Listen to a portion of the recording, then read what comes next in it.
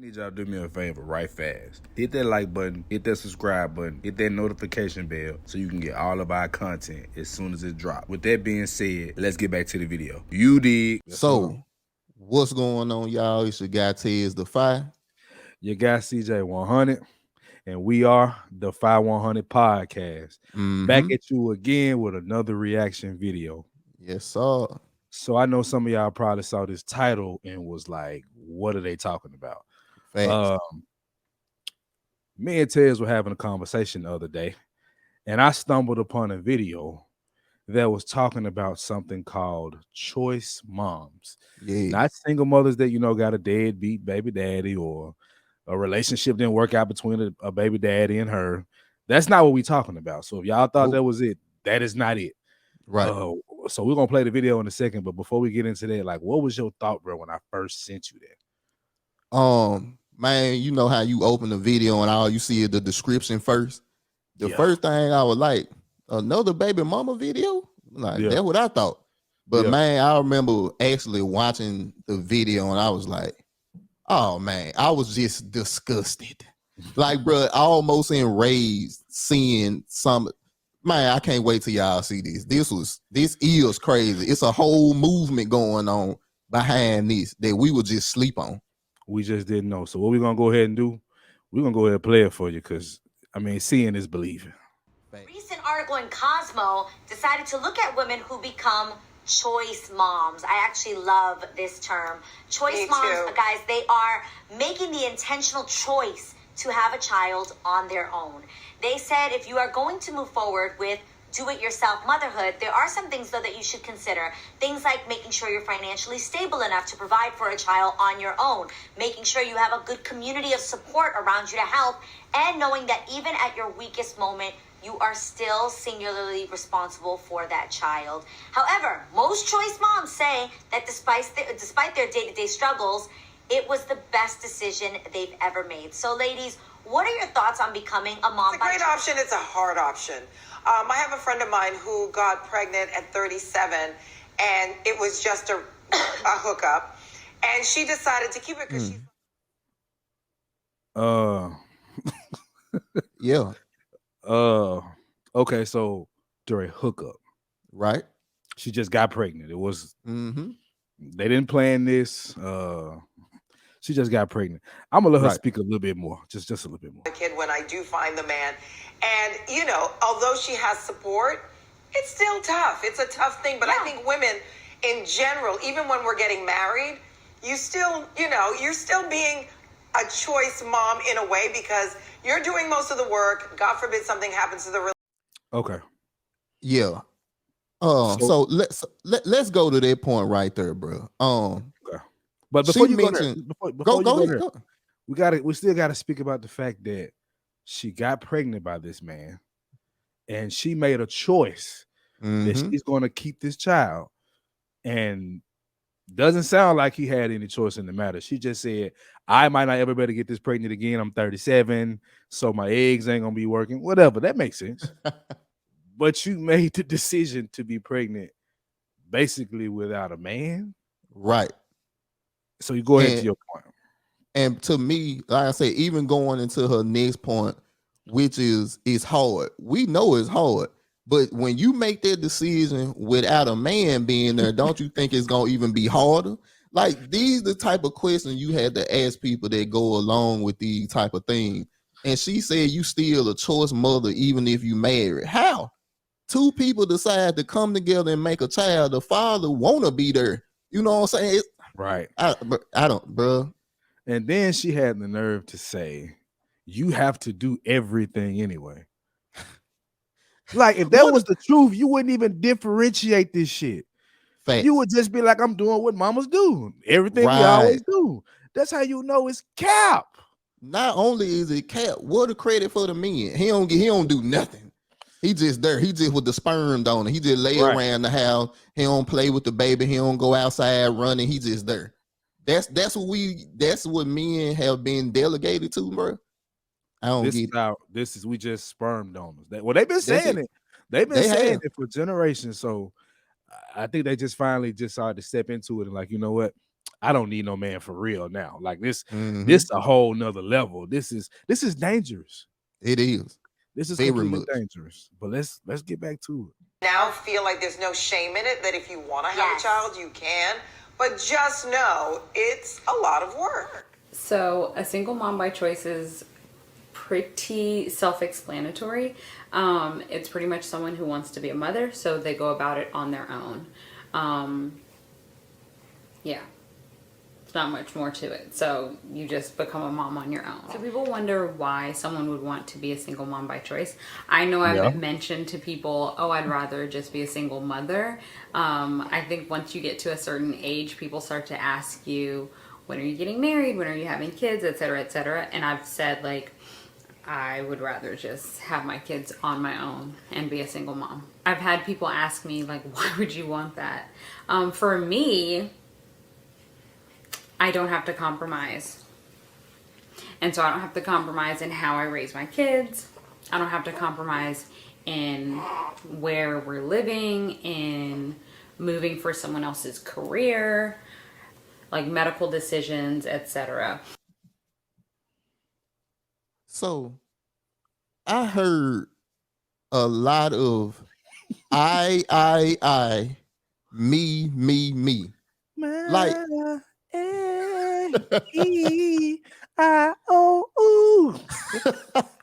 This is like, for you. Like, bruh, like all you heard in there was, I want to be able to do what I want to do. I want to be able to move when I want to. I don't want to be on nobody else's schedule. Okay, that's cool. That's fine for you to want. What about what your child needs? Like, these are the things that when you hear these women explain this, it's like, it's all about me. It's all about what I want to do. It's sickening, bro. Shout out to Kelvin Merton, man. He commented from Facebook, so it's working over there. Good to see that. What's good, my boy? But yeah, exactly. Selfish women. Facts. It's all about I, me. This nigga is the Kobe Bryant of the baby game. Rest in peace. like that's how you coming. It's like, give me the ball. I'm gonna take this over, and nobody has an opinion about anything. Yep. At least he was a team player. The man was a team player. He at least tried to get a ball to people in crucial situations when it was needed. She's literally just saying, fuck all that. Fuck how my child gonna feel. Fuck what my child needs. Because you keep... That's why I have a problem sometimes with this village mentality. Because I feel like this comes from a place of not respecting what fathers actually bring to the table. Facts. Bro, we say it all the time too. All the time. What is the value of a father to women that think the way they do? Don't make sense. Man, we just anyway. Shout out to Drake for putting the hot sauce in the rubber with the with the damn jizz in it. Cause this what we gonna have to deal with, man. It's getting crazy out here. Let's get back to it. I'll be honest. Initially, I did look into having a known donor or like a co-parenting situation. And I'm really glad that I didn't choose that route because I don't want to share these decisions with anyone. And the next one that I get is kids need to have a father. And this kind of touches on last week where it's like, oh, it's so selfish. Kids need to have a father. First off, no, they don't. They really don't. You don't need a father. You don't need a mother. What you need is a stable and healthy home environment where you have one caretaker who loves you and supports you and is dedicated to you. Okay, hold on. So first she says you don't need a father. That's what she started with. That's what hit her the most. That's the first thing that came out of her mouth. So that's really was her point of contention. That's what bothers her. Not you don't need a mother. You only said you don't need a mother because you didn't want to seem biased. Too late. Right. You're obviously biased, right? She goes into caretaker. What are we talking about? Caretaker for what? Like, are we talking about a nanny? Because obviously they don't need a mother. From what you said, So, I mean, just a nanny. You know what? Just get the local crackhead to come watch the baby. If he or she love him, what's the difference? Mm-hmm.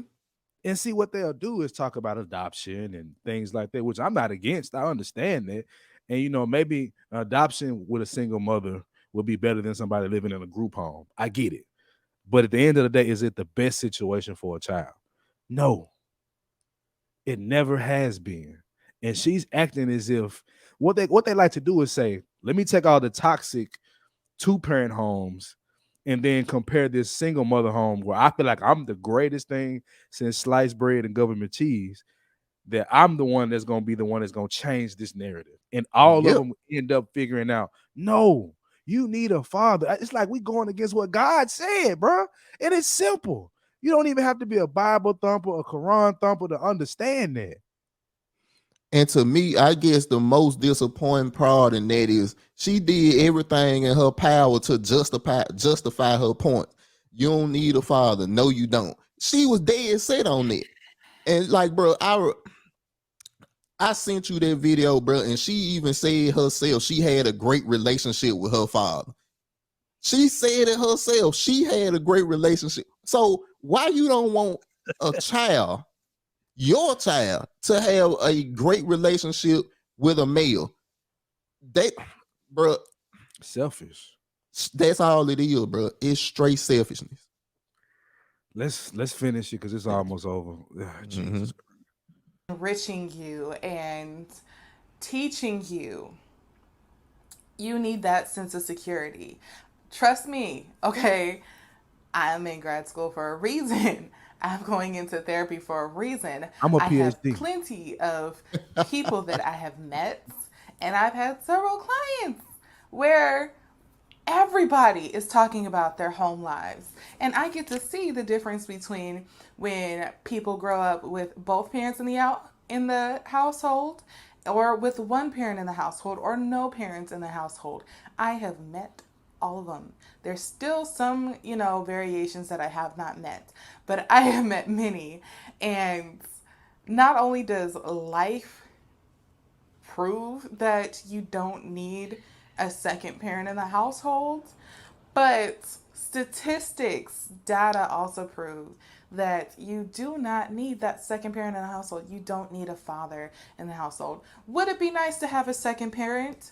Yes, it would be great. Not only would it be nice to have a drop top convertible versus just a V8 that gets you from point A to point.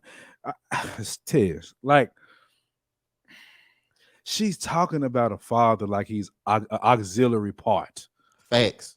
Come on, bro. Come on. Like, bro, she mentioned the fact that it's no stats that prove that. I think that's cap. You remember when Obama was in office?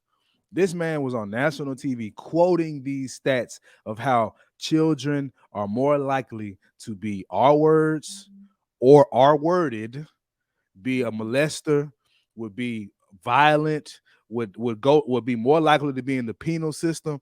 Like, this is why I sometimes have a problem with stats, because people can manipulate them however they want to manipulate them, when you don't even need stats to verify that, bro. Chris Rock had this perfect line back in the day. Man said, you need a man, right? He said, but I understand you don't, quote unquote, need a man, but you can drive a car with your feet if you want to, but it's best that you drive it with two hands. Right. It's just logic, bro. But see, this is my thing about these situations, especially with her example, which is she want to bypass facts and statistics with feelings. And see, we see that a lot when we talk to women, when we deal with women, when we have women on the episode. It's these feminist women. That's really what it is. Facts and statistics ain't real. It's the way I feel. Well, I feel that I could do it. I feel like I don't need this. But your feelings are not facts and statistics. Me and CJ talked about this. The most dangerous man is an emotional man. It's a reason why we have to have facts and logic. They exist for a reason. And with these women, they talking without facts and logics. They just all in their feelings, bro. And I want to say this: women have been doing this without the title of what I can't even say, choice moms. Choice moms. Like women have been doing this. They have decided that I just want a baby, and they're gonna find they just didn't go to the clinic. They went to the meat factory. they went and got the real deal. You know what I'm saying? And they made these children. And this is the thing. She's the one Fancy from the Jamie Foxx show. Yeah. She said, I like the fact that the shame is gone. And this is why it was important that God stayed in schools, God stayed at home. Because once you remove the shame, people feel like they can do whatever they want. You cannot. That's men and women. Men have gone away from this shit. Men aren't scared of wrongdoing because they ain't worried about shame no more. And it's on a different level with women because everything that they do today is supported in the media. Facts.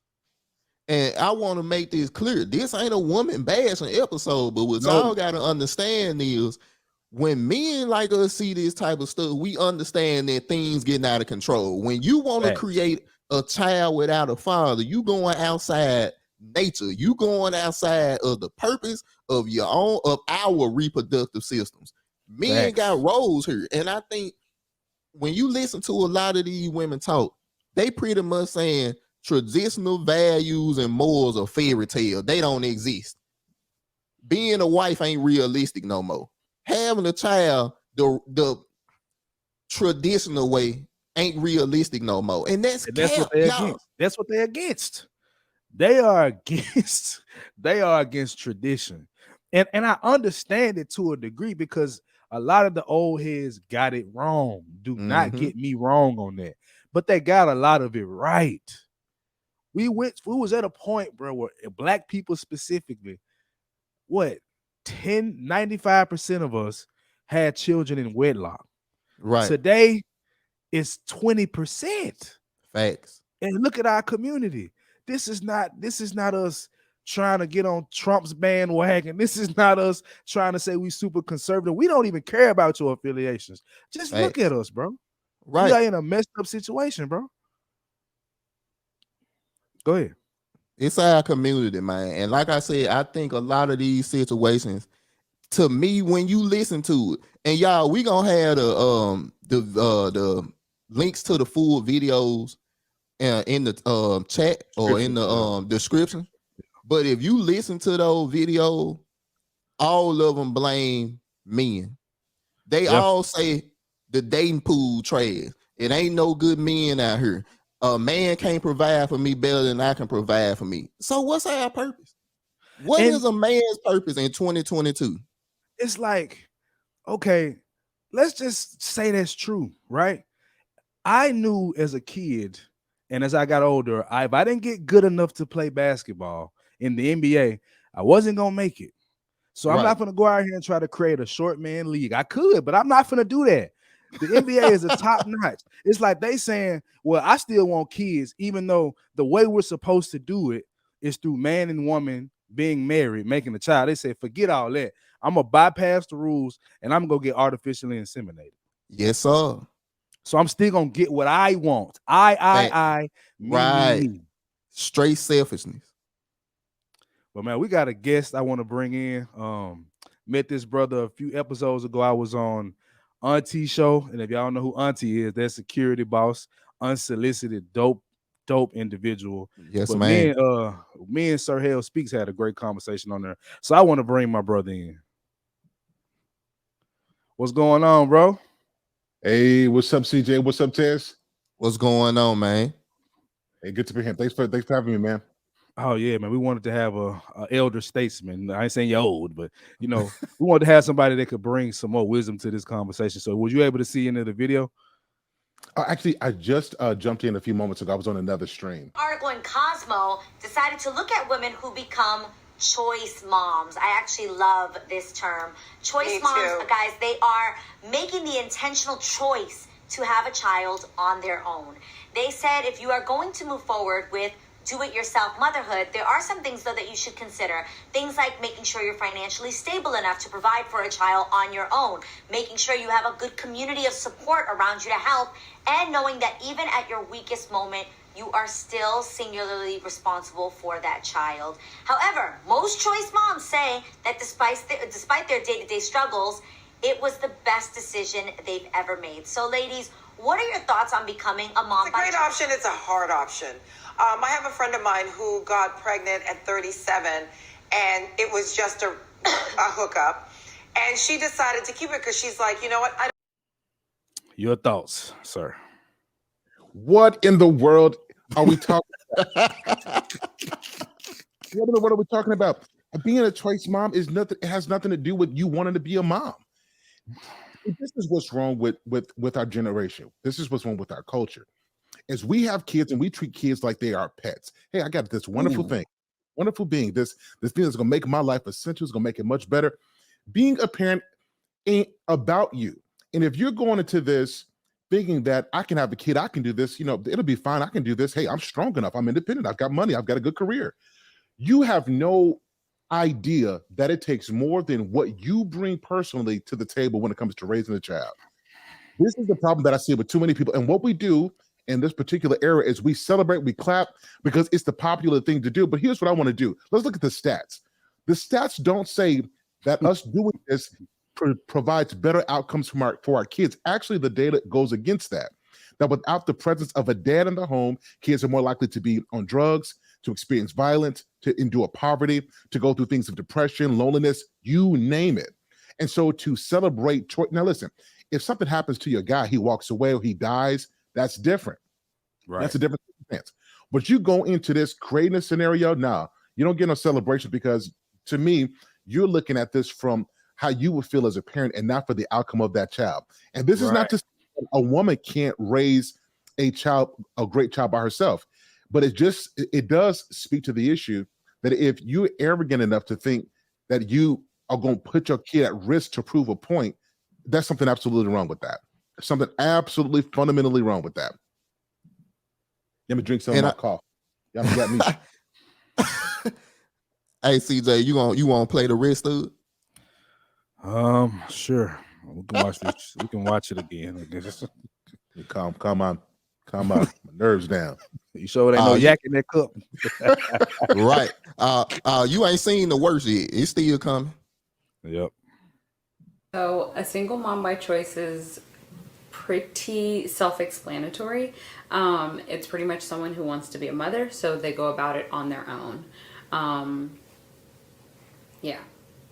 It's not much more to it. So you just become a mom on your own. So people wonder why someone would want to be a single mom by choice. I know I've mentioned to people, I'd rather just be a single mother.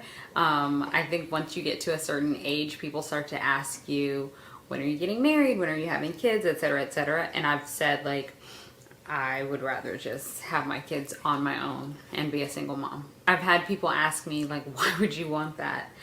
For me, I don't have to compromise. And so I don't have to compromise in how I raise my kids. I don't have to compromise in where we're living, in moving for someone else's career, medical decisions, etc. And I'll be honest, initially I did look into having a known donor or a co-parenting situation. And I'm really glad that I didn't choose that route because I don't want to share these decisions with anyone. And the next one that I get is kids need to have a father. And this kind of touches on last week where it's it's so selfish. Kids need to have a father. First off, no, they don't. They really don't. You don't need a father. You don't need a mother. What you need is a stable and healthy home environment where you have one caretaker who loves you and supports you and is dedicated to enriching you and teaching you. You need that sense of security. Trust me, okay? I'm in grad school for a reason. I'm going into therapy for a reason. I have plenty of people that I have met And I've had several clients where everybody is talking about their home lives.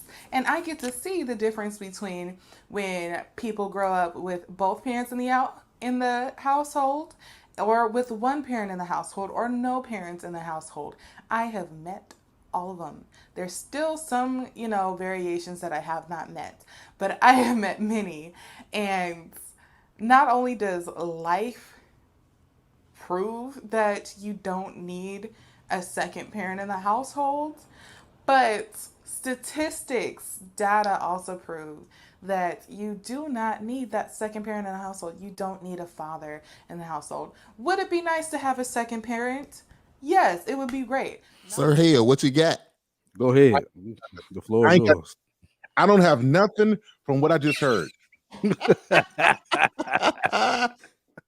Yes, I really am concerned. Like, I really am. Like, hearing that stuff, I really am concerned, because none of that to account the kid. That's all your perspective. It ain't got nothing to do with the kids. I'm concerned with that. Bro, when I first Ted sent me that one, but I was the one that kind of put him onto this whole choice mom situation. And me and him text back and forth. We never text this long. Right. Back and forth just about our concern, bro. Like, this is scary. This is scary. And I think go ahead. I'm just concerned if they're adopting male children, any child, you're teaching them that at a very core part of their existence, if they choose to have children, they're not going to be important. What does that signal to children in their development, in their sense of self-worth, and their importance to life? We've become so liberal in our thinking. Yes, it's all about how we feel at the moment, and we're not thinking about what's in the best interest of the generation coming before us. And this, to me, proves all the education and no common sense. All that and no common sense. I'm a PhD and I ain't got no common sense. Yeah, and Sir Hill, I wanted to bring up something too. So one of the things that I wanted to do when I started finding out about this is actually listening to some of these women's stories. And a lot of them bring up the consistent fact that the dating pool trash. It ain't any good men out here. Men run away from their responsibilities. And I always like to say, you make the choice to deal with the men that you decide to deal with. Do you feel like they use this as a way to take the blame away from themselves and put it on men so they can do what they want? You know what? I don't see this one. This one is a difficult one, because I don't know. I think that here's what I think, that we've gone away from accountability and responsibility, and it's all about individuality, and we don't want anybody to have any form of say so in our decisions, even when our decisions affect other life.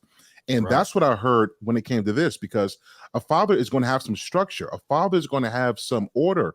It's going to be a different level. And from what I heard, it's like, I didn't want to have to pick up for a career. I don't want anybody to speak about how I raised my child. Like, what about when the kid grows up asking who their father is? Right. Yo. And I talked about this too. I was raised by a single mother, so I know what you long for, especially as a boy, when you don't have your father.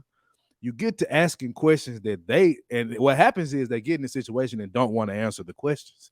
Mm-hmm. They want to say, and if they do, they'll hit you with well, your daddy wasn't this, your daddy wasn't that. So you basically, what you're doing is you're making the decision for a father not to be there, and you're gonna cover your ass by disrespecting him, talking bad about his name, and removing any doubt that you are the problem. But you are the problem. You're not even thinking about what he wants or she wants. They want their father. They need their father. It's a balance, man. We bring something with I got a daughter, and even though me and her mom co-parent well, I still regret the fact that our relationship didn't work, because I'm not there every day. They need that balance, man. My daughter looks at me like a superhero. Some things she won't bring to her mama. She gonna bring it to me because I can understand it from a man's perspective. And they just saying, to hell with that.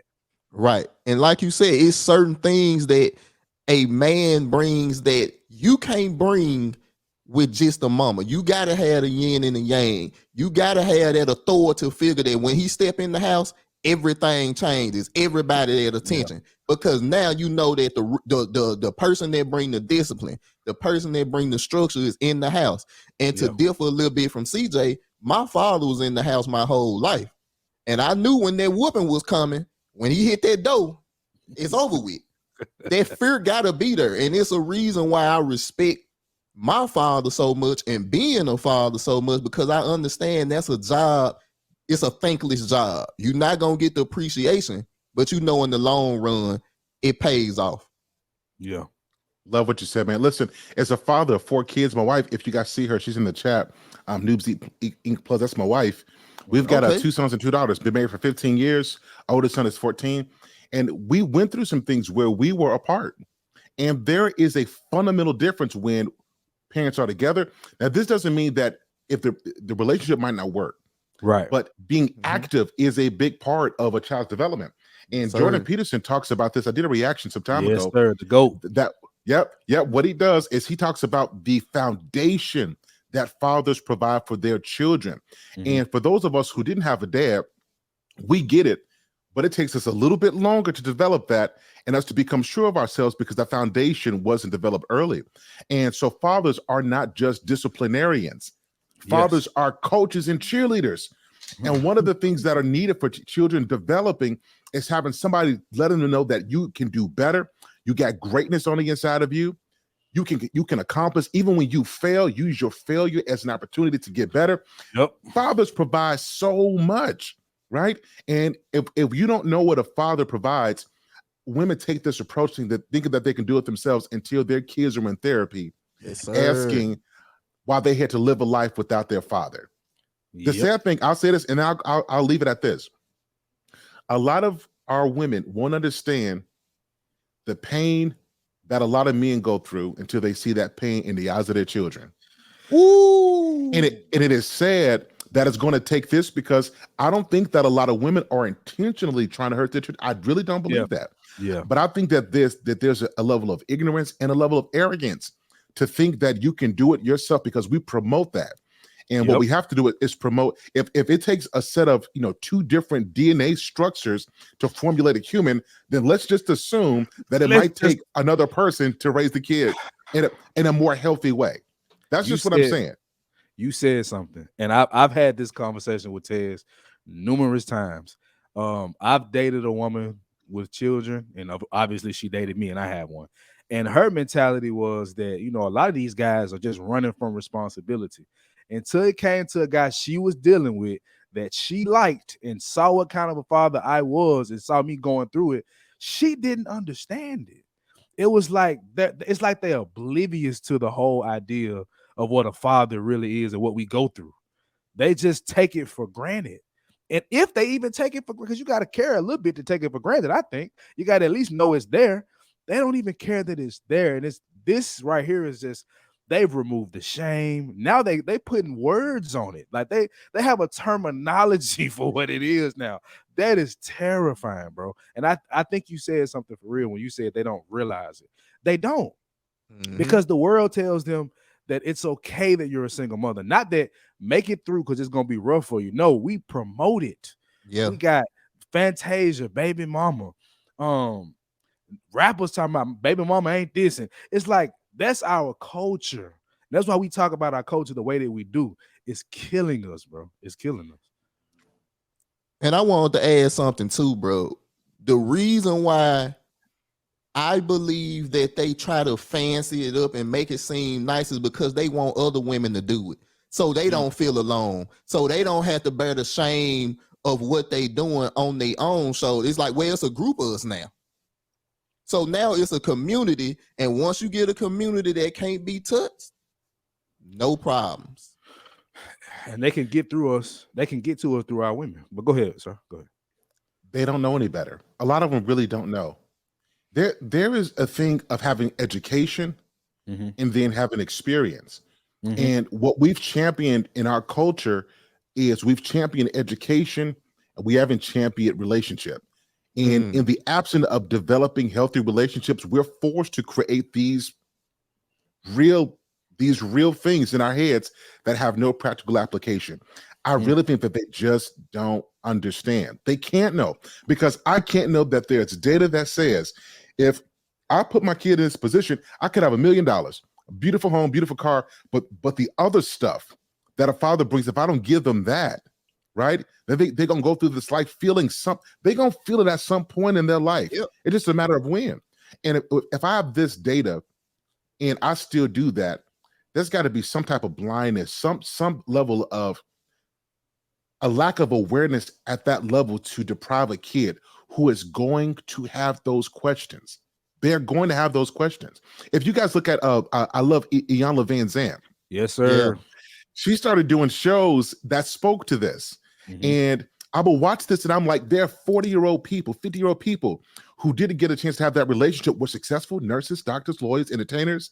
But because that void was missing, you got people who are successful in their 40s who still with the brokenness, who still deal with the brokenness they had as kids because they were deprived of a relationship of a father because mama thought she could do it by herself. I think they just don't know. And in 10 years, we're going to start seeing that fathers are not just something you could discard or pick up and put down when you feel like it. Fathers are essential to the development of strong children in a productive society at large. These are facts. And I just want to say, I think that's, and I don't know if CJ told you, but this month for the 5100 podcast is going to be Black Father February, where we're going to be shining the light on Black fathers. We're going to be talking to Black fathers, audio, video. You will be able to see these things live because, like you brought up, that's what's up. Even if women don't know, we have to show them. You have to show them that, hey, these are the effects that you have if the father is not here, and these are the effects you have with the father there. And we just definitely want to shine a light because if they ignorant, somebody got to tell them, man. That's what we gonna do this month. Yes, sir. That is awesome. That is awesome. Yes, sir. We've transitioned with our channel and our podcast because we did the reaction videos and had conversations about our issues with women, which we'll still do, but now it's time for some action, bro. It's time for some countermeasurement because I'm just looking at the landscape and the fact that this is even out here like this, it blows my mind. Like, this is scary to me. And we was legit disgusted watching this stuff. Cause it's like I get what you're saying, what they don't know, because it's like, do you not understand what you're saying? It's like, it's almost like you can't understand what you're saying because there is no way you think that what you needed to make a child. Because even if you don't have a father in the home and you get artificially inseminated, they have to get that semen from a man. You still need a man, and it's. That's why this feminist agenda, that's why this I can do it without a man. I can do everything a man can do. They take for granted that the person that built your apartment building was a man. They take for granted that when you want these packages, I was delivering some of these packages for Christmas. I was humping. It was mostly men out there in them elements. Like, we're doing that. And it's like, it's not that we hate black women or hate women. It's like, no, we love black women. We've been just trying to get y'all to work with us. Yeah, go ahead. I want to give you something. Okay. Our women have never had an issue with the background men. The background men are the men who you don't see who take care of stuff. We love the background men. We love government assistants. We love, the people who work in law enforcement. We love the construction workers. Those are the background men.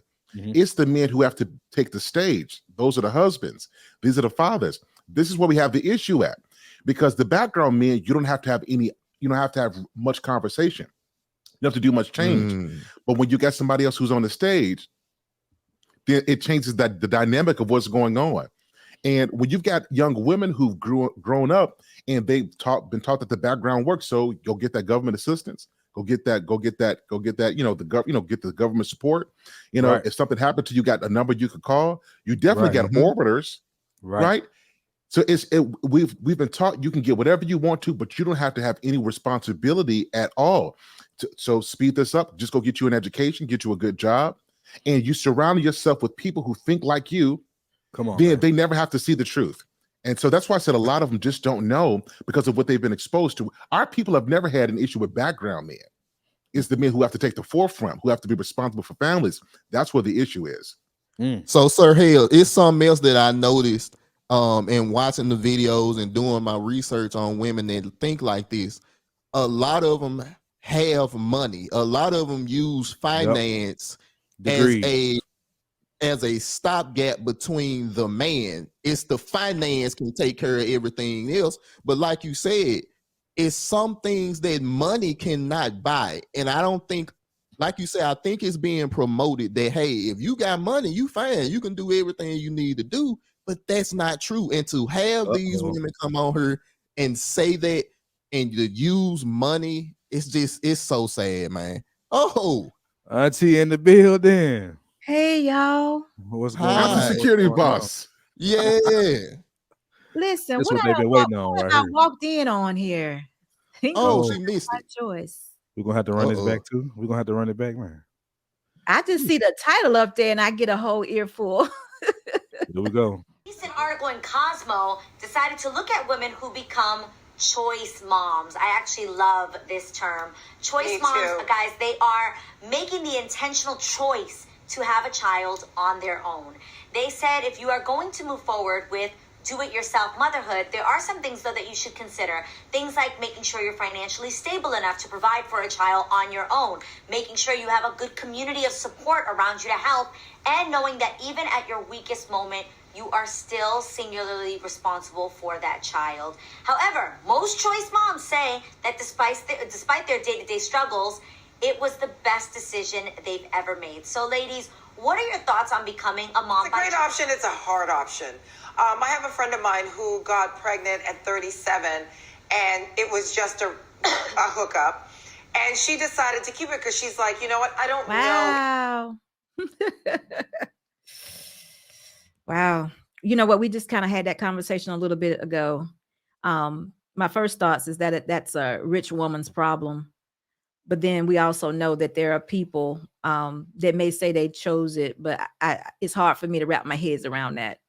And I do know that a lot of times we are now thinking that women are incentivized to do this.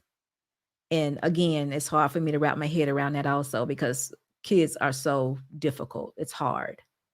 So I want to hear what you all think. Maybe y'all can change my mind about that because I just think it's ridiculous really, they're just paving the way to not need or have men in their lives. And that just doesn't breed a good balanced child. So that is definitely my thoughts. We do have a little bit more of the video to go. Like I said, that was an actor. Now we have examples of regular everyday women doing this. Okay. Oh yeah, So a single mom by choice is pretty self-explanatory.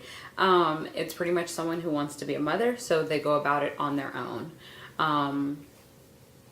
Yeah. It's not much more to it. So you just become a mom on your own. So people wonder why someone would want to be a single mom by choice. I know I've mentioned to people, oh, I'd rather just be a single mother. I think once you get to a certain age, people start to ask you, when are you getting married? When are you having kids? Et cetera, et cetera. And I've said, like, I would rather just have my kids on my own and be a single mom. I've had people ask me, like, why would you want that? For me, I don't have to compromise. And so I don't have to compromise in how I raise my kids.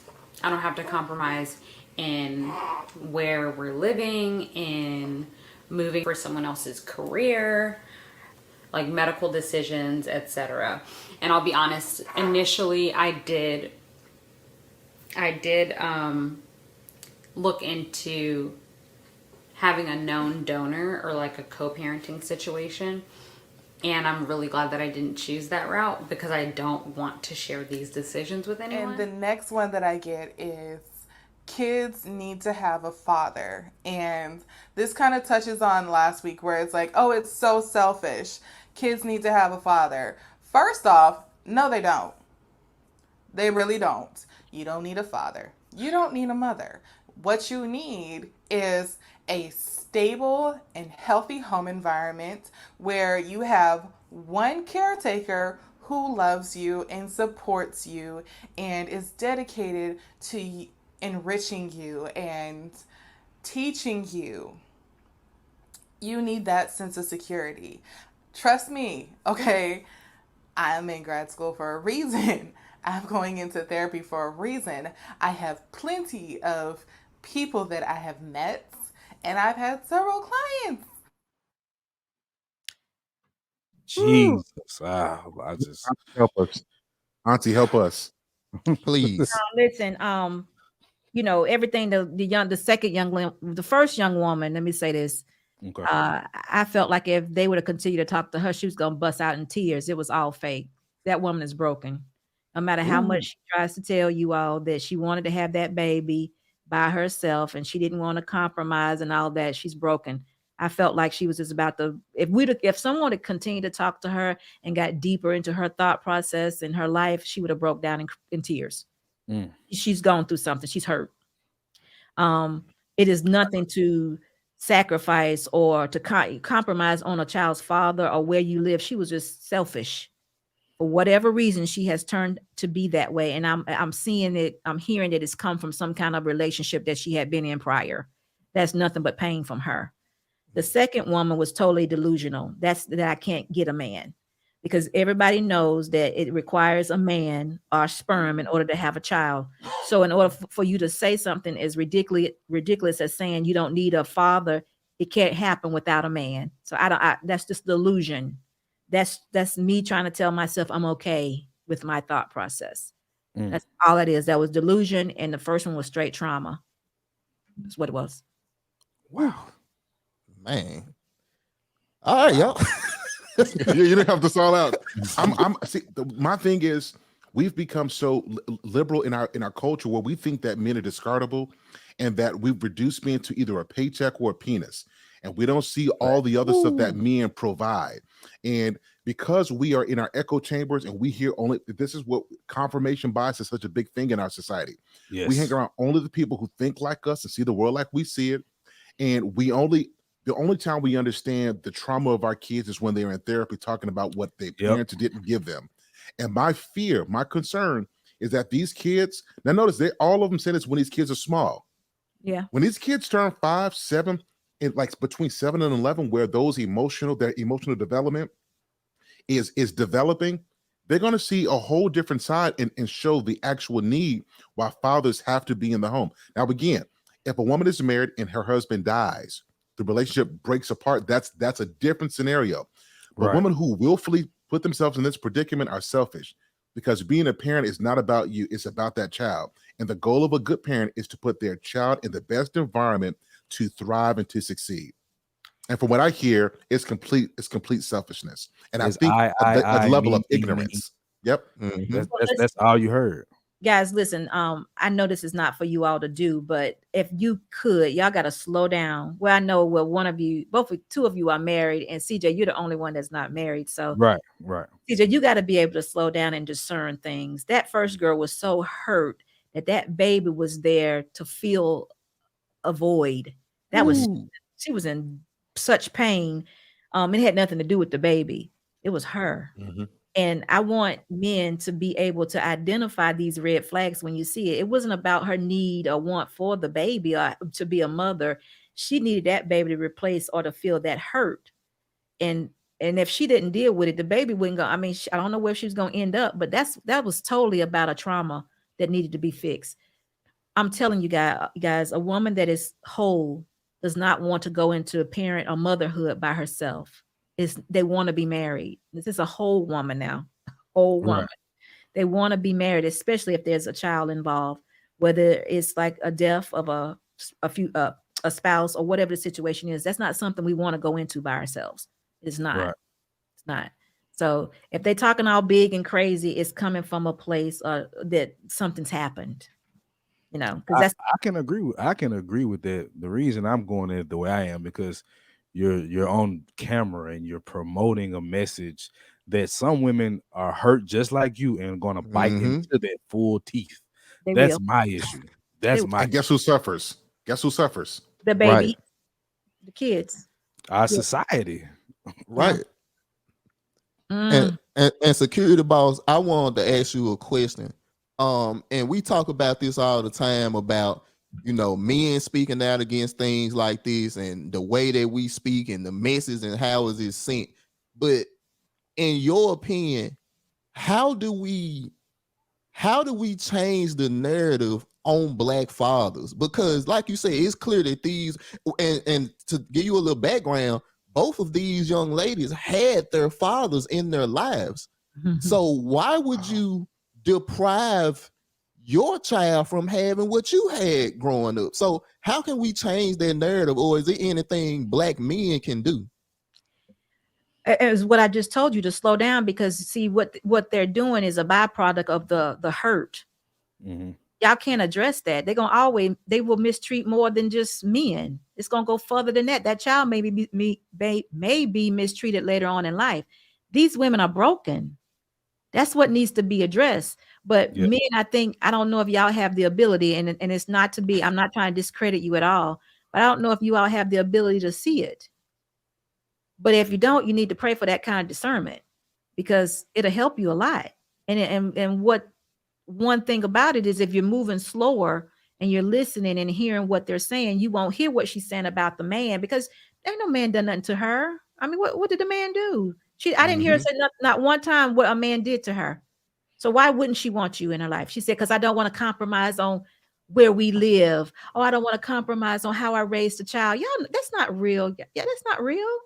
None of that's real. So you really have to hear what people are not saying. I want men to slow down and hear what the ladies are not saying.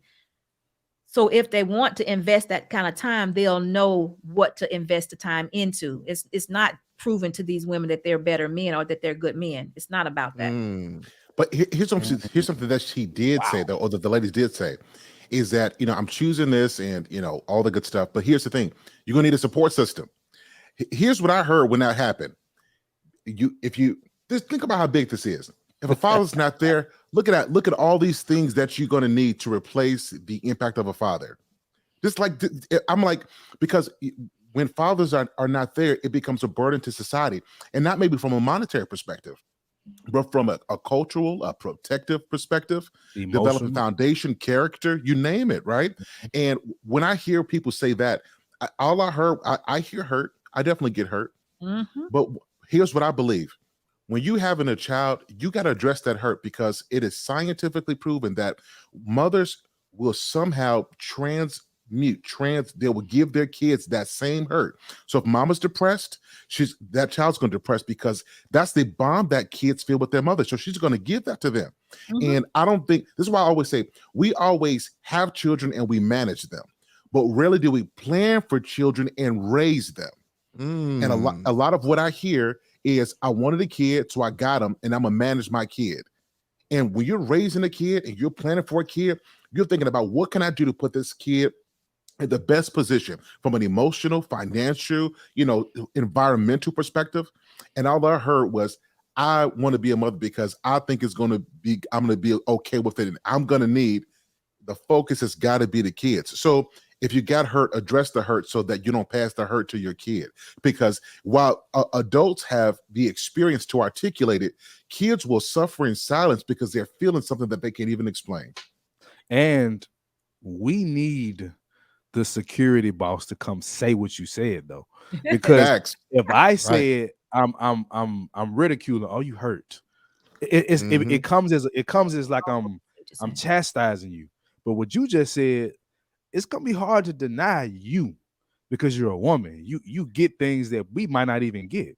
Yeah, but y'all not coming from a place of empathy either. You're coming from a place of, you putting me down. I ain't like that. You have to empathize. No, we coming from a place of, this can't be the message. Like, this can't be what we saying out here. This can't be pushed forward, because our society, especially our generation, the millennial, we gullible. We bite into this stuff. Can you empathize with these women, though? Do you really? Can you empathize with that first woman? Could you understand any part of what she was saying? Honestly, can you understand any part? And I refuse to. Here's why. Exactly. As me, no. I'm not asking you to, but that's the problem. Yeah. But see, I think it's the reverse. I think they have a lot of empathy. That's why they can do shows about this, because people want to understand them. My goal is for the children, right? I understand it, but there's a point where I can understand where you're coming from, and you got to shut that down because it's stupid. It's gonna hurt them kids, and that's how serious I am. This is how fathers think. We ain't got all this time. I understand you're hurt, mama. I get you, and I want to love you through this, but I don't want to put my kid at risk because you got stuff you're not dealing with, because it's about these children. That would be the conversation that I would have with my ex-wife. I don't think they have any empathy, because I really think that people see them and they think they know what they're talking about, and they're really in control. And they that's why I said that they're ignorant. So I'm with you on that part. Yeah, I just think people think that because they talk so intelligent, like I wanted to do this, and a child really just needs a loving home. I think people accept that to be right, and they don't empathize and don't even see the brokenness in the person that's saying it, is what I think. And it was another part to it that I wanted to mention just a second ago. They also what did she do? She said something, the first young lady. Give me a minute, I'll forget. I'm having one of TJ moments right now. I forget, what was it? She they used the key. We don't have the empathy, is what I think. We don't have empathy for them, because I think you guys cannot, because you would never be able to empathize with her, because I disagree with that. I think our empathy just looks different. To go off what Sir Hale is saying, I think what he was saying about fathers is, we know from the jump that we don't have excuses, so we got to make it happen. Hey, my son want to play basketball. If he lose, I got to tell him, son, you got to be better. Daughter, if you a cheerleader, if she lose, daughter, you got to be better. So it's so hard for us. Like you say, the empathy is shown differently. We have it, but we also, men respect results. The world expect, right? I'm matter of fact, like with my ex-wife now, I have learned to have more empathy with my ex-wife when it comes to parenting my daughter. But first, like even I still have the same foundation of cut the foolishness, because this is for her to be better. Like, so that's how we looking at it. It's like, I don't even believe that these women believe what that they're saying. I'm worried about the people, the thousands of views and millions of views that they're getting, and the comment section is full of women agreeing, because my brother gonna have to deal with that. That's where I'm looking at it from. So, CJ, forgive me for cutting you off earlier. I'm sorry about that. Good. Okay, but what I'm saying to you is this: the empathy that is needed it needs to be called out that she's broken. Not that I understand and we move on. You need to say, you need to stop. You got a problem. You got an issue. Let's just get right to it. Like I was saying when I first started, I almost saw if someone would have continued to talk to her and ask her questions, I really felt like that young lady, the first one, would have broke down. But what made you think that? Like, what did you pick up on? I'm a little gifted. That's all I can say. I don't know. I really don't know what it is. I got a response to that as well. So I agree with you. I agree with you. Don't let me forget this, because I want to go back to something you said, and y'all can help me with this. They both did say something about a support system, but if I'm understanding this correctly, neither one of those individuals' fathers would be named, so it wouldn't be a support system of the child support system or anything like that would be supporting these children. Am I right about that, or is something I missed? No, you're correct. Okay, so it would be like a family situation, right? Right. Okay. So the village. Okay. So there's no incentive in this. There was no incentives. No. Okay. So I just wanted to understand that part. I'm sorry, Sir Hill. Go ahead and say what you're gonna say. So I think I agree with you with what you're saying. So, but here is why having both are important, because I love what just happened. This is what masculinity looks like and femininity. Like you're like, I want to empathize. I want to see the hurt. I want to see this, and it looks different. And oftentimes, a lot of, because men, we don't speak with that language, and it doesn't sound like empathy. Empathy for us is fixing a problem. A lot of times, empathy for women is calling out the problem, talking through it, and then working toward a resolution. Men just want to get to the work. We're trying to solve it. And I think that's one thing that a lot of our women miss. The second thing is, It's going to be hard for a person who sees men as the issue to receive empathy from us. So it's going to take people like you who you're not a perceived threat, that you can actually get into that, because what you were saying will be well received. So you'd have to do the work first to open them up so that they can receive the masculine level of empathy and concern that we provide. Wow. You're exactly right. That's why we had y'all both on. That's what we talking about. You're exactly right, because she may not even know it, knows what she's thinking, and she feels as though this would be best for me to be happy. But the reality of it is, I think y'all said both of them had mothers and fathers in their life, so they know that this is not the dynamics of a family. They So why take such extreme measures to get something that you want when you have seen the traditional path work? Can hurt be that bad to where you cover it with money, you cover it with having a child? Is it bad? Can it be that bad? Absolutely. Yeah, it runs deep. I think some women cover hurt, broken hearts with children. It's either that or they continue to have several sexual partners. You see it, and this is love my mama to death. Me and my mother relationship is great today, but I used to always tell her, "You act like I'm your husband." It's like they overcompensate with you. It's like they're not overcompensate, but compensate with love for you. Like, you see pictures when people post my little man, my little husband. It's like they do little stuff like that. It's like it's a serious thing, bro. These children, it's like they looking for them to save them, and you're supposed to be their savior. Like, that's what we seeing, bro. Wow. But I don't think this is I don't think they know what's going on. It takes we said that earlier. It takes a lot of respect to know that. You have to sit down and have those conversations with your father to understand what's going on in your head to get that. You just really operating. You just living life. You're not thinking about what you're doing. But yeah, women will feel voids. Sometimes with kids, sometimes with men, and it may not be them at all. So, Sir Hill, that's why I say to you, sometimes women can change. And when we get into all these body counts and stuff like that, sometimes people are operating in straight pain. Yeah, straight pain, just trying to.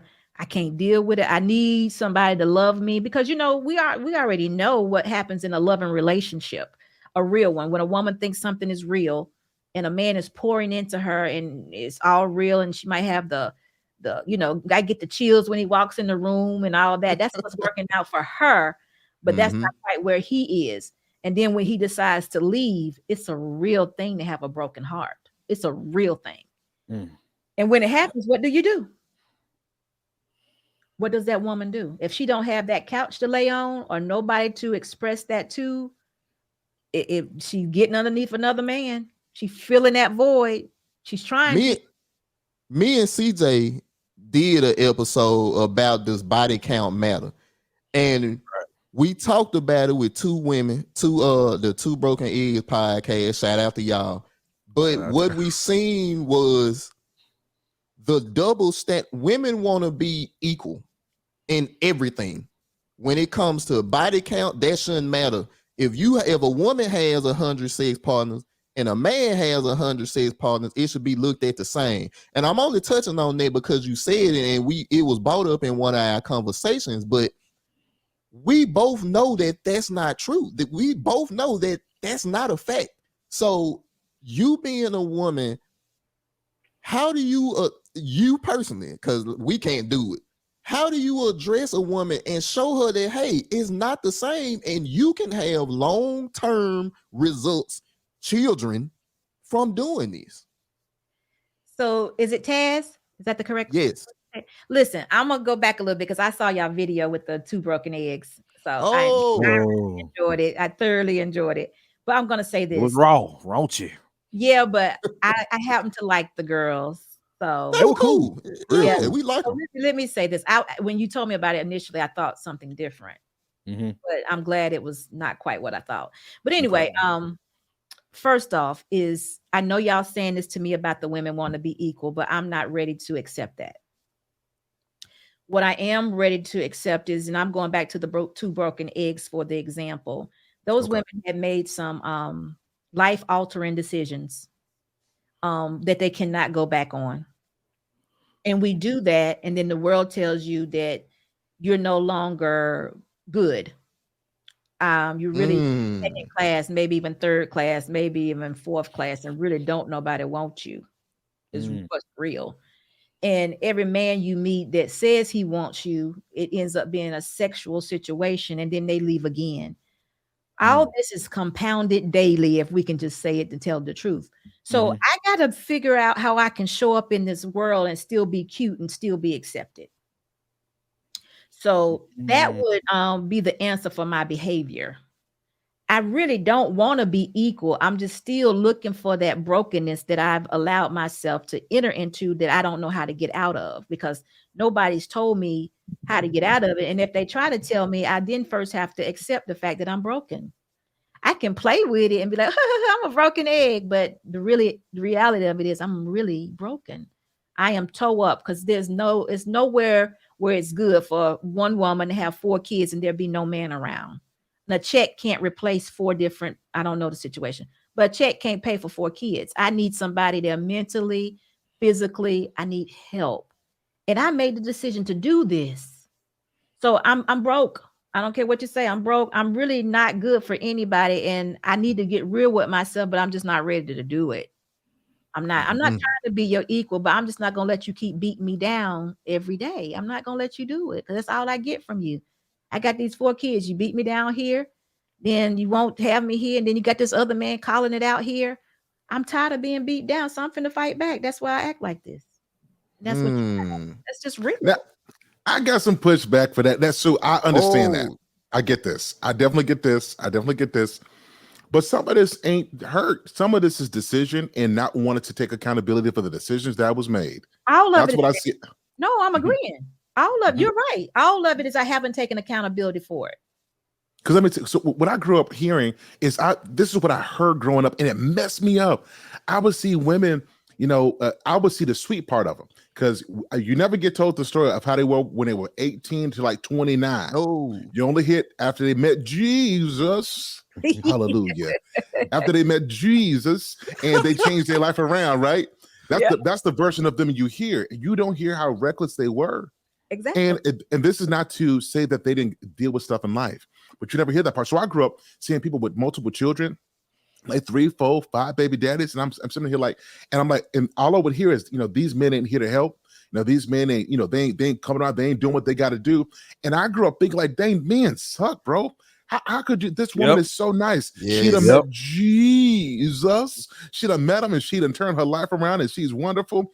And how could they do this? And you don't know the backstory of this. And this is why I say a lot of our women, the accountability doesn't come until somebody truly comes out and checks them in love. Because you can't do you got to do it the right way. You got to do it the right way. If you do it the wrong way at the wrong time, it'll be another 10 years before you get the opportunity. So I need somebody like Auntie Security Boss to come in there and know how to get in there and how to do it. But it's the accountability part, because after the first time you see the results, the second time, come on, the third, fourth, come on, the 5th time. So I think a lot of this is accountability. And then what we do, our women do, they go into the echo chambers. They get around women who done the same thing.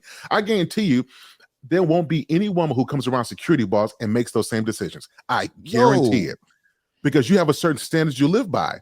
And so what I see a lot of women do, they don't hang around the women who are going to be better for them until it's either too late and now they want to get married and try to fix themselves up, right? Or they're just like, you know what?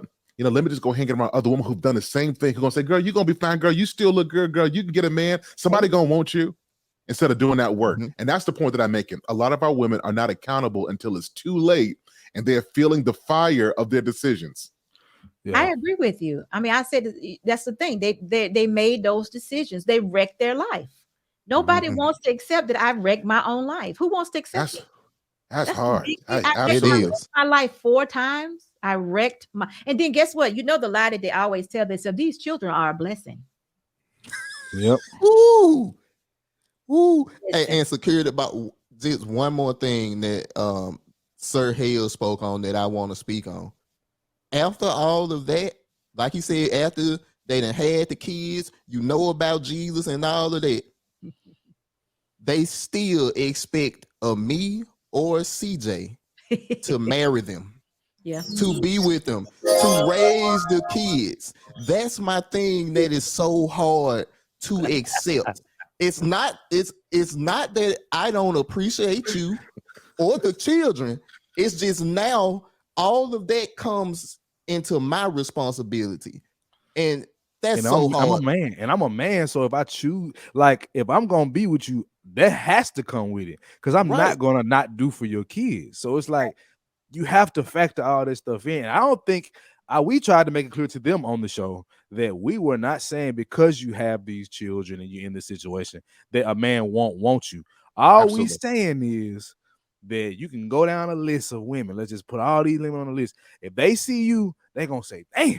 It's gonna be a little hesitancy with it. You have to understand that, and you can't walk around marching around like you the finest, most submissive a woman with no kids. Like you I'm a born again virgin.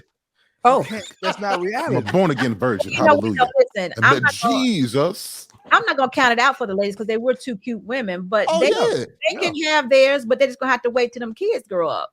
It's just gonna have to be later on in life, and they can have it. They can have all of that. They just they just chose to have kids. And listen, and when I say to you, they always talk about them being a blessing. Listen, kids are not a blessing if you ain't got no money to take care of them. It's definitely because facts. And I'm so sorry. I'm sorry I say that because it's just like that. I had one and my husband had one, and they grown and gone. And I'm just telling you, we chose to do this because children, it's about the children when they come. And it's not possible, I don't think, for one person to be able to handle 4 children on their own. I just don't see how it can be and be good without incorporating the system. And even if the system is there, it's not good because the kids are not getting what they need properly. They're not getting guidance. They're not getting the educations. They're not getting the what you call the special the activities, that they need. They need to learn how to do karate or play softball, baseball. They need all that to be balanced, and they're not able to do that. And security boss, that's what we was talking about. The father is there to do certain things. Like I have seen women that have tried to teach a child, a young boy, how to use the restroom, how to play basketball, how to play football. I'm not saying it's women that can't play basketball and football, but that toughness, that roughness, that emotional, hey, you got to get better at this. It's different when it comes from a man. It's not saying that we devalue you because you're a woman. We're saying that it's a reason why men and women were created to do things together. I don't understand. When I play football, you have people. We got somebody else in the building. Oh man, Black man unfiltered. I'm gonna bring you in, brother. But when I played football, there was mamas out there yelling, "Don't hit my baby," and then there was fathers out here, "Knock us in the dirt." You feel me? It was a complete difference in how they handled that. The mother was scared. The father was riled up. That's all. So let me bring this brother in, man. My guy, what it do?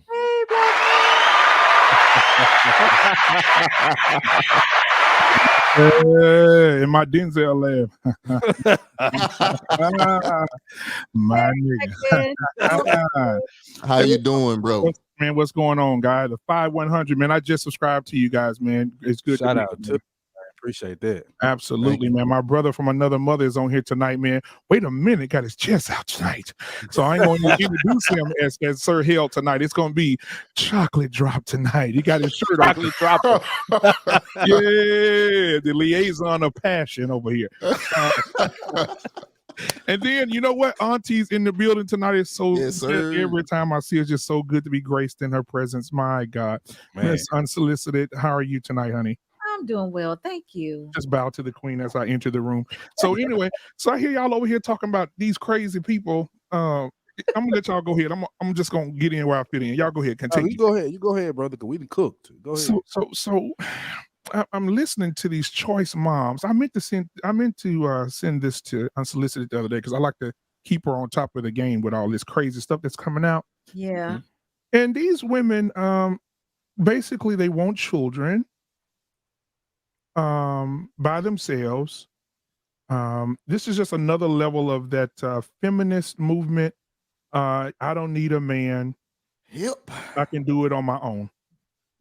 But then as soon as little Tyrone get about 12, 13 years old and that masculinity starts to creep out that she can't recognize, guess what's gonna happen? You need to go to your uncle's house. We need to find you, so we need to get you around some men. Yeah, ain't gonna be Trey off baby boy, man. I mean, not baby boy, but boys in the hood, man. Yeah, you gotta go with Furious. You gotta go with your daddy. You gotta go with you gotta go with your daddy. You know, and it's not fair. It's not fair that you want to have a kid by yourself and be a choice mom, but then when he gets older, you want to make a choice for him to go be around other men because you made a choice for him not to be around nobody. That is so selfish. Man. It's selfish on a whole nother level. And then when your son becomes a pit, because see, I have these acronyms, guys. Let me introduce you to them. When your son becomes a pit, a punk in training. He cooking now. Then we have a problem. When your son becomes aisle 5 at Walmart. Aisle 5 at Walmart. There you go. Aisle 5 at Walmart where the sugar is. Come on.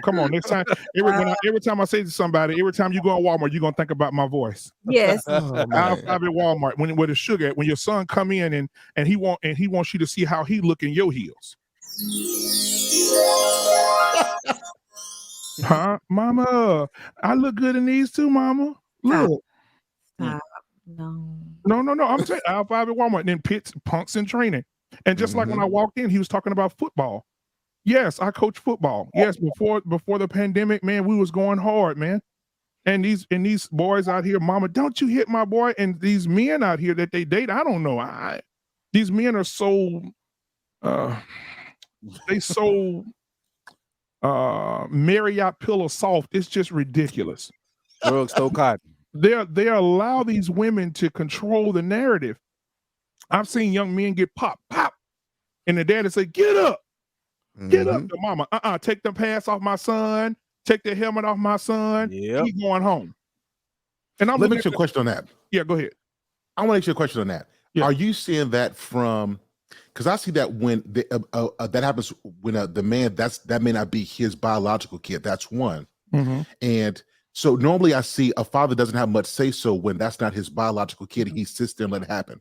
Right. The second piece to this is the generation of this is the fatherless generation. Like this is the result of fatherlessness over the last 20 to 30 years. And so when we're saying men are soft, remember that we bestow a level of deference to our women that we have for our mamas. Yeah. So when men are not speaking up, it's because that's how we were trained. We were cultured. So we think that is love. And we don't realize that what we're doing is we're not providing the level of masculinity that our kids and even our women need because we were trained to defer to women based off of how we were trained by our moms. Yep, you're right. You're right. And I think that, and you know what? It goes back to the other thing we talk about all the time. Son husbands. Oh, see, a lot of us black men are son husbands. And that alludes to what Sir Hill just said. We're son husbands. What we do is our mama raised us. They cater to us. We don't have to do anything. And I keep reminding myself of the little young boy that I keep talking about. His mom, he's 13 years old. He don't have to take out trash. He don't have to go in there and cook. He's never made himself a sandwich in his life. You know, she fixes his bowl of cereal. You know, she still goes in and washes his hair. She still goes in and she just does everything for him, caters to him like it's her husband, right? And I told her, I said, listen, because, I'm just that shoot from the hip. I said, I love you. I said, but your son is going to be, he's a son husband right now. But then after he leaves you and he gets 18 and move out, he's going to graduate. He's going to graduate from a son husband to to an F boy. And what he's going to do is he's going to meet this young lady that's just like his mother. And then when he meets her, he's going to put all his dependency into her, just like his mama did. That's why I talk about the finesse like I do. Yes. That's why I always talk about that, because it seems like an excuse, but it's really not. It's programming. Because I remember when I made decisions I was basing it off of you remind me of my mama. And now that I've graduated, I ain't with the F boy. But I didn't graduate to being a man because I was surrounded by men in my life that weren't going to allow me to continue to make these mistakes, right? Yeah, and I should say the same thing. I used to say, man, I can't wait till I'm gonna marry somebody just like my grandmama. Oh, my grandma, I'm gonna marry somebody like my mama. My mama was, I like that. But then your mama wasn't that woman. If she wasn't that woman that knew how to play a role, you were setting yourself up for failure. Man. And it wasn't even, you didn't even know. You thought you were doing what was right. It's like you hypnotized, man. Yep. And have you ever seen the movie The Sixth Sense? Anybody on the panel? Mm-hmm. Yeah. Mm-hmm. It's the Sixth Sense effect. Every day your mama do you like that? She's putting a little bit of bleach in your food every day. Just a little bit of bleach. And over time, you're going to change. Over time, you're going to become sicker and more toxic. And then at the end of the day, you gone. You're going to be so far gone, you're not going to be able to know what to do with yourself. Right? Yeah, everybody go ahead and get the last word in because we got work in the morning, y'all. But if anything else I want to say. Hey, I'm definitely coming back, brother.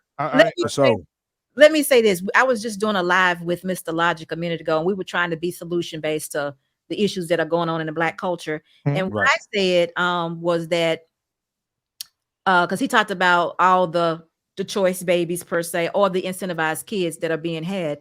So I say, well, what we should do is 16, 17, 18, anytime a young man or boy impregnates a woman at 16, 17, 18, 19, or what have you, he should be made to marry her, because that's the only way we can take away this incentivizing of unmarried or single mothers to do that. There won't be any. Now watch it. What he was saying is that men don't really want to have that type of discipline. Y'all know what I'm talking about, right? They need discipline. Right. And they're really trusting the women to not want these babies just as they don't want the babies. Mm-hmm.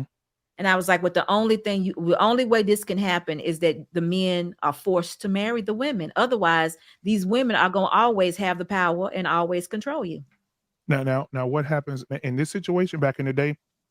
Great grandmama was 83. Grandmama was 60. Mama was 48. Child was 13. Right now, we're dealing with grandmama 40, daughter 32, grandchild. that math is 8 years old. Hey, Black baby. We in Memphis. I tried to make it that bad. But watch this. What happened? But the things that happen today is, you know what? I agree with you.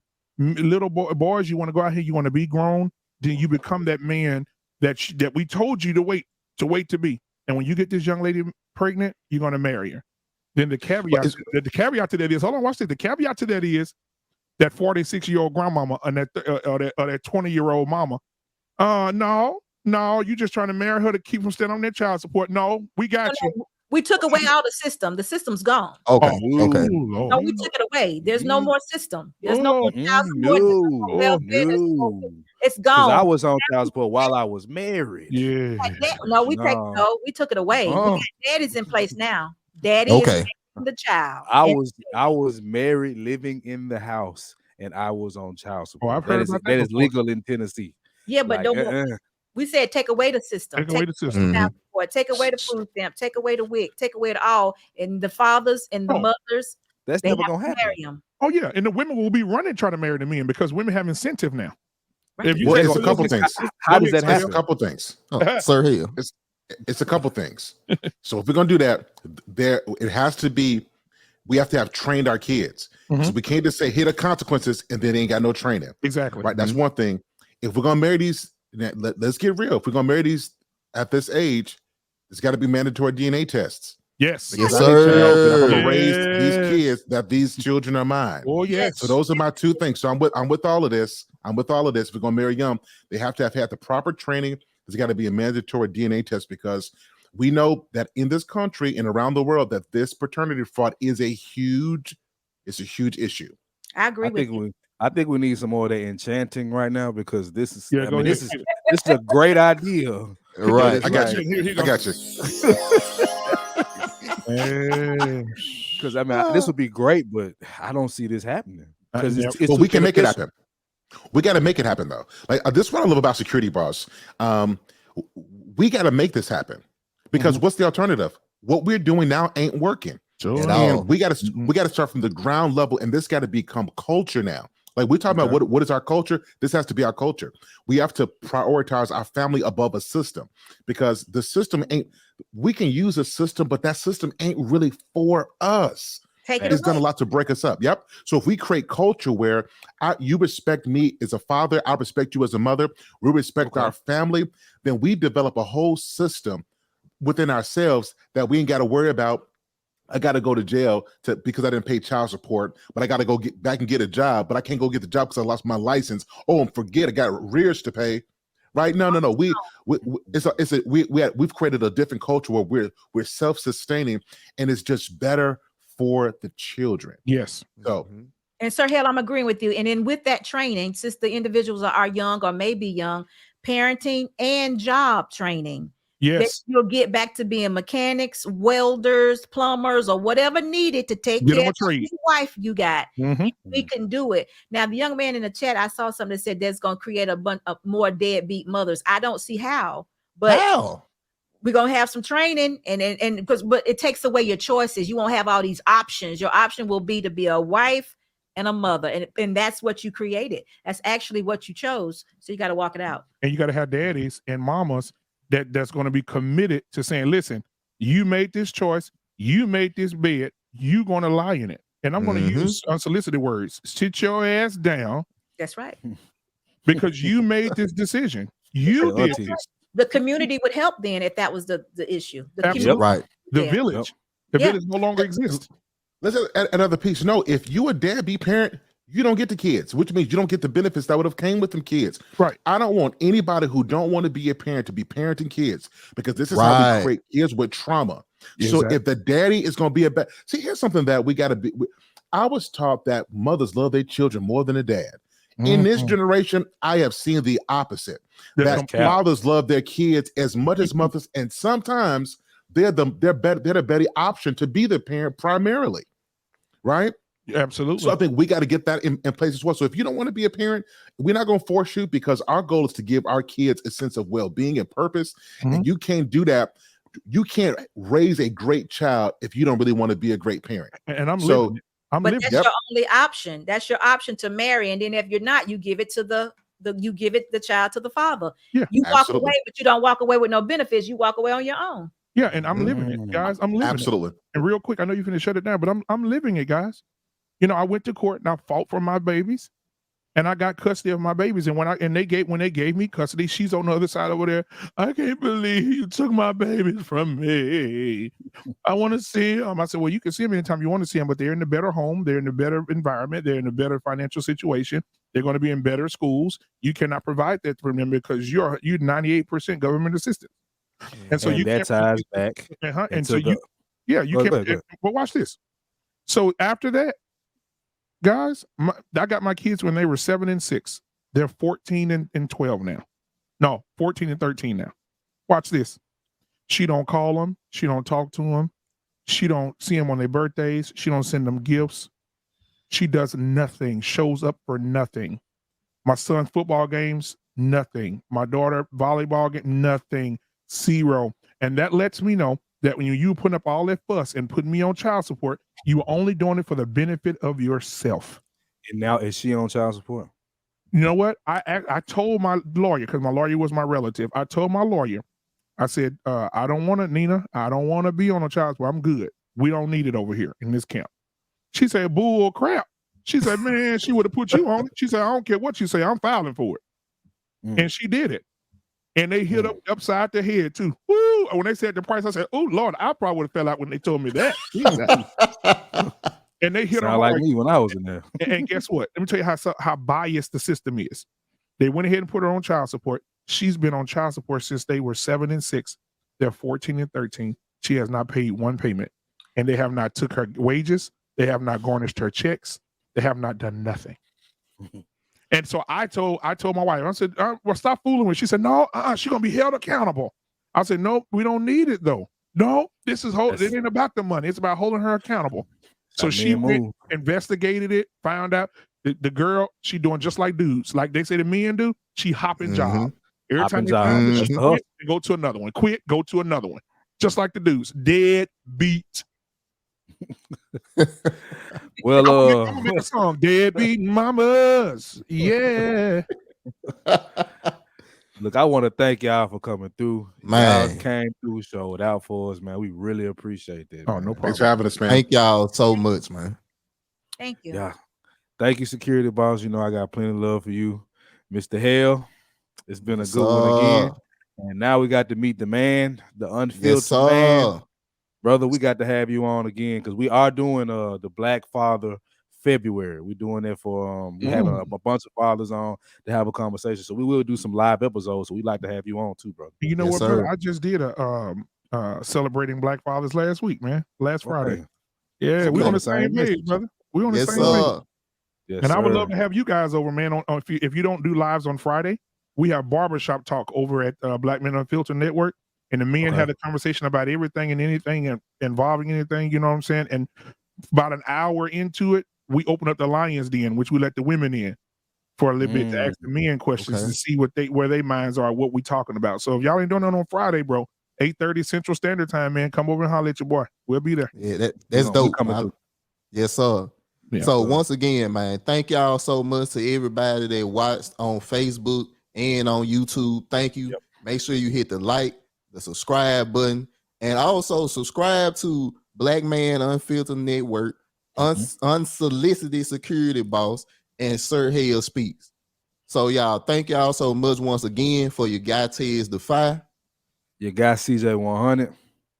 We are the 5100 podcast. Y'all take it easy, man. All right, man. Appreciate you, man. Yes, sir.